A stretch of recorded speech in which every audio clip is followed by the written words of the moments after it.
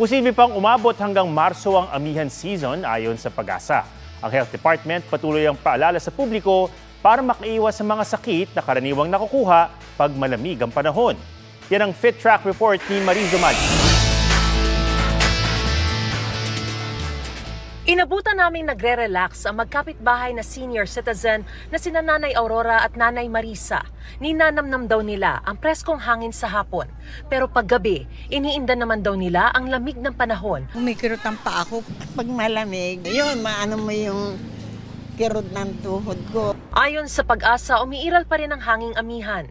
We're looking at possibility of first hanggang second week ng March o baka mag-extend pa na hanggang third week of March. Kaya ang DOH pinag-iingat ang publiko sa iba't ibang mga sakit tuwing malamig ang panahon. Yung may comorbidity or may ibang sakit, sila yung pwedeng ma-ospital, maging secondary bacterial infection, pwedeng maging pneumonia, pwedeng ikamatay kung may edad na at may ibang komplikasyon. Base sa surveillance ng Department of Health, bumaba ng 40% ang bilang na may influenza-like illness o malatrangkasong sakit sa bansa mula January 1 hanggang February 15, 2025 na nasa 17,535 cases na lang kumpara sa 29,225 cases sa parehong panahon noong 2024. Keep yourself healthy and disiplina sa katawan. Mariz Umali nagbabalita para sa GMA Integrated News.